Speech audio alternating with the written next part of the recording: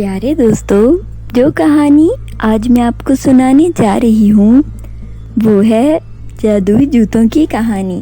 तो चलिए आज की कहानी शुरू करते हैं। बहुत समय पहले की बात है। एक छोटे से गांव में सुशाली नाम की औरत अपने 2 बच्चों, एक बेटा और बेटी के साथ रहती थी। वो लोग बहुत ज़्यादा गरीब थे। उनके पास रहने के लिए ना ही अपना घर था और ना ही खाने को खाना हुआ करता था। सुशाली लोगों के घरों में और स्कूलों में काम करके अपने घर का निज़ाम चलाया करती थी। तभी एक दिन सुशाली के मालिक उससे कहता है, अरे सुशाली, बात सुनो, आज के बाद तुम काम पे मत आना हमारे घर। अरे क्यों मालिक, मेरे से कोई गलती हो गई है क्या? मुझसे कोई गलती हुई है तो मुझे माफ़ कर दीजिए, प्लीज़ मुझे काम से मत निकालिए। अरे नहीं नहीं, तुमसे कोई गलती नहीं हुई। दरअसल हम किसी दूसरे गांव शिफ्ट हो रहे हैं। हो सकता है बिजनेस के मामले में मुझे बाहर जाना पड़े, तो इसलिए मैं तुम्हें मना कर रहा हूँ। अरे लेकिन मालिक मैं क्या करूँगी? मुझे तो बहुत मुश्किल से काम मिला था। अब मैं अपने घर का गुजारा कैसे चलाऊंगी? देखो, मैं तुम्हारे लिए कुछ नहीं कर सकता, तो तुम प्लीज गुस्सा मत करो, शांत हो जाओ। इतनी बात बोलकर उसका मालिक वहां से चला जाता है। सुशाली बहुत ज्यादा परेशान हो जाती है और वहां से उदास मन में घर आ जाती है। घर आते ही अपनी माँ को उदास देखकर अनु कहती है, क्या हुआ माँ, आप बहुत परेशान लग रही हैं, कोई बात हुई है? हाँ बेटी, मालिक असल में शहर छोड़कर जा रहे हैं। वो किसी दूसरे गांव में या शहर में शिफ्ट हो रहे हैं। मैं बहुत परेशान हूँ, अब घर का निजाम कैसे चलेगा? कोई बात नहीं माँ, आप परेशान मत हो, कोई और काम मिल जाएगा। अगली सुबह सुशाली अपनी बेटी से कहती है, बेटी मैं बाहर जा रही हूँ कोई काम ढूंढने, तुम अपने भाई का ध्यान रखना और मैं जल्दी वापस लौट आऊंगी। इतना कहकर सुशाली घर से बाहर चली जाती है। तभी रास्ते में कुछ औरतें उसको देखकर बातें करने लगती हैं। अरे गोपाली, ये वही औरत है ना जो झोंपड़ी में रहती है? हाँ, तुमने बिल्कुल सही पहचाना, ये वही औरत है, बहुत ज्यादा गरीब है ये बात सुनकर सुशाली को बहुत ज्यादा गुस्सा आ जाता है और वो कहती है, किसी के बारे में भला बुरा कहने से अच्छा होगा अपने काम पर ध्यान दे लो आप लोग, और किसी को गरीब कहने का आप लोगों को कोई हक नहीं है। इतना कहकर सुशाली वहां से चल देती है। कुछ ही देर बाद वो घर वापस लौट आती है और उदास होकर बैठ जाती है।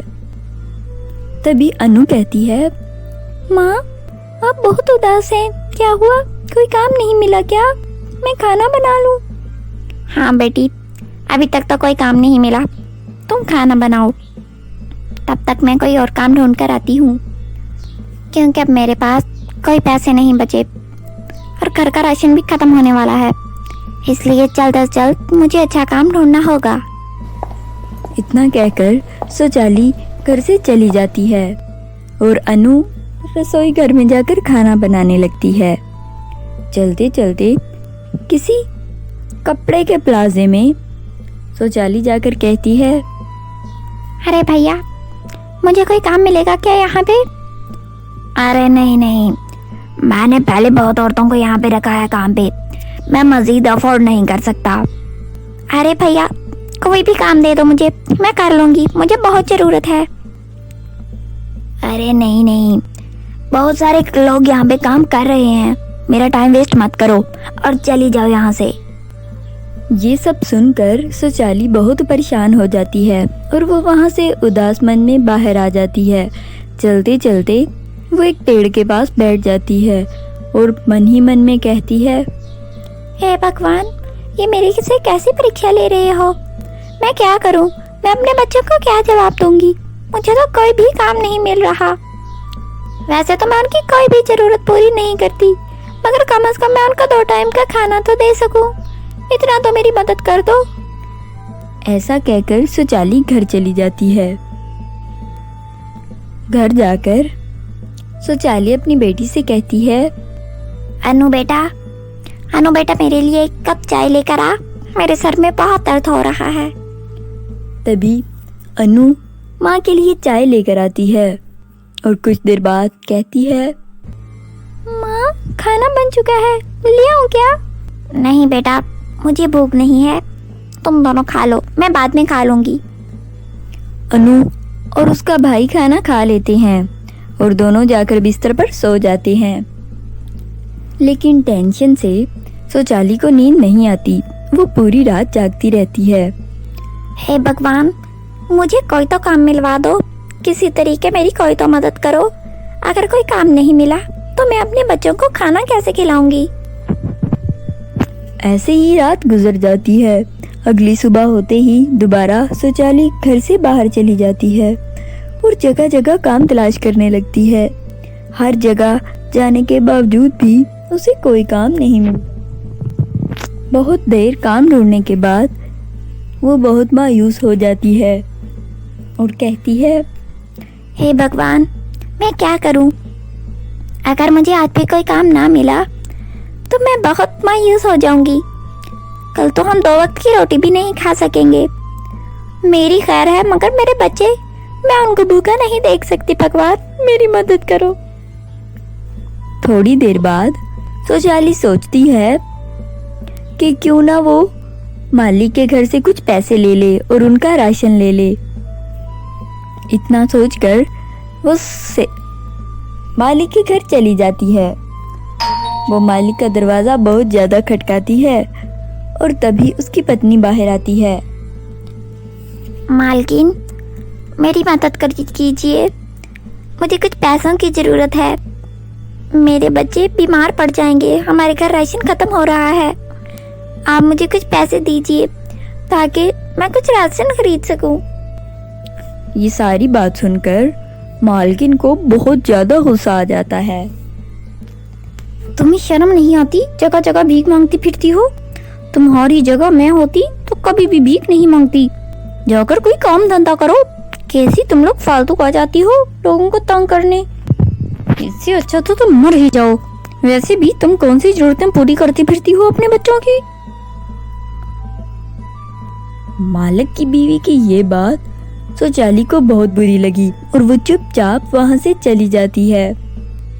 चलते चलते सुचाली एक कुएं के पास आकर खड़ी हो जाती है और सोचती है, सही कह रही थी मालकिन की बीवी, इससे अच्छा तो मैं मर ही जाऊं। मैं कौन सा अपने बच्चों की जरूरतें पूरी कर पाती हूँ। आज मैं इसी कुएं में कूदकर जान दे दूंगी अपनी। इतनी बात कहकर सुचाली कुएं में कूदने ही वाली होती है। तभी वहां एक परी प्रकट होती है और कहती है, ये क्या कर रही हो तुम? तुम्हें पता नहीं कि आत्महत्या एक बहुत बड़ा पाप है? मैं क्या करूं परी जी, मेरे पास और कोई हल भी तो नहीं है।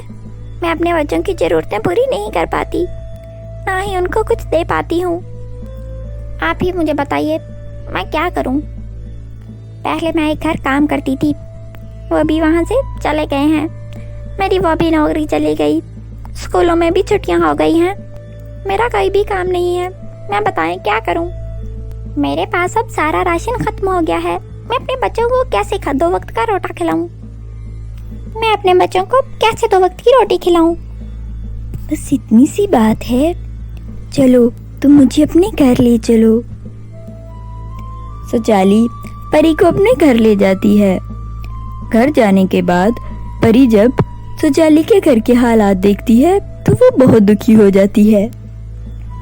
परी अपने मन में सोचती है, ये लोग तो बहुत गरीब हैं, मुझे इन लोगों की मदद करनी चाहिए। इतना सोचकर परी कहती है, मैं तुम लोगों की मदद करना चाहती हूँ, मगर उसके लिए तुम दोनों को मेरे साथ चलना होगा। उसके बाद सुचाली और अनु परी के पीछे पीछे चलने लगती हैं। परी सुचाली और अनु को कुएं के पास ले जाती है और वहां जाकर उसको एक जादुई जूता देती है और साथ में एक जादुई चूड़ी देती है और कहती है, अनु, ये जादुई जूता तुम अपने घर के बाहर रख देना। तुम्हारी झोंपड़ी एक बहुत बड़े बंगले में बदल जाएगी और इस चूड़ी से तुम जो भी मांगोगी ये तुम्हें देगी। ये कोई साधारण चूड़ी नहीं है, ये एक जादुई चूड़ी है। ये बात सुनकर वो लोग बहुत खुश हो जाते हैं और सुचाली कहती है, अरे आपका बहुत धन्यवाद, आप बहुत अच्छी हैं, आपने हमारी कितनी मदद की। कुछ देर बाद अनु और सुचाली उस जादुई चूड़ी और जूते को लेकर घर आ जाती हैं। जैसा कि परी ने कहा था कि जूते को घर के बाहर रख देना, तो सुचाली वो जूता घर के बाहर रख देती है।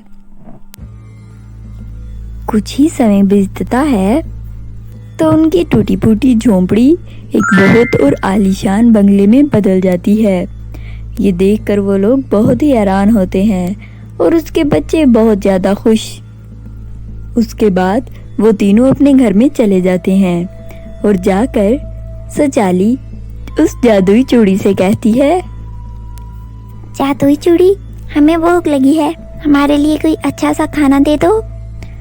उसके ऐसा कहते ही बहुत बड़े टेबल पर बहुत ज़्यादा और अच्छे अच्छे खाने आ जाते हैं। सुचाली उस जादुई चूड़ी की मदद से एक बहुत बड़ा अपना कारोबार शुरू करती है और बहुत अच्छी अच्छी गाड़ियाँ लेते हैं वो लोग। ये सब देखकर उसके गांव के कुछ औरतों से बर्दाश्त नहीं हुई उसकी खुशियाँ, तो वो आपस में बात करती हैं। अरे गोपी बहन, देखा तुमने, ये सुचाली ऐसा क्या कर रही है? दिनों में देखो कितना बड़ा बंगला और गाड़ियां खड़ी कर दी, भला ऐसा भी क्या कर रही है? इसके पास तो कोई काम धंधा था नहीं, बहुत ज्यादा गरीब थी ये। हाँ, तुम बिल्कुल ठीक कह रही हो, मुझे भी इस पे शक होता है। भगवान जानता है कि ये क्या ही कर रही है। कुछ ऐसा करते हैं कि इसमें घर में जाकर हम देखते हैं कि इसके पास ऐसा क्या है। हाँ, हम किसी बहाने वहां से गुजरते हैं और इसके घर में जाएंगे और जाकर इसका वो खजाना चोरी कर लेंगे। ये सारा प्लान बनाकर वो लोग उसके घर के सामने से गुजरने लगते हैं। तभी वो दोनों सुचाली के घर में जाती हैं। सुचाली कहती है, अरे आइए बैठिए, आप लोग कैसे आए? नहीं बहन, हम बैठते नहीं हैं, हम तो यहाँ से गुजर रहे थे तो सोचा सुचाली को ही मिल ले, अब एक गिलास पानी ही पिला दो। हाँ, आप लोग बैठिए, मैं पानी लेकर आती हूँ। जैसे ही सुचाली कमरे में जाती है तभी वो दोनों अनु के पीछे पीछे चली जाती हैं और अनु को देखती हैं कि वो उस जादुई चूड़ी से बहुत ज़्यादा पैसे निकाल रही थी। अनु के बाहर निकलते ही वो दोनों अनु के कमरे में जाकर वो जादुई चूड़ी चोरी करने लगती हैं। उस चूड़ी को हाथ लगाते ही उसके हाथ कट जाते हैं। ये देखकर वो दोनों बहुत घबरा जाती हैं और वहाँ से चीखती हुई भाग जाती हैं। इस तरह सुचाली और अनु और उसका भाई तीनों बहुत खुशी खुशी जिंदगी गुजारते हैं और उनकी जादुई चूड़ी और जूते उनकी मदद करते हैं। तो प्यारे दोस्तों, कैसी लगी आपको हमारी आज की कहानी? मिलते हैं नेक्स्ट कहानी में, तब तक आप अपना ख्याल रखिए। बाय बाय दोस्तों।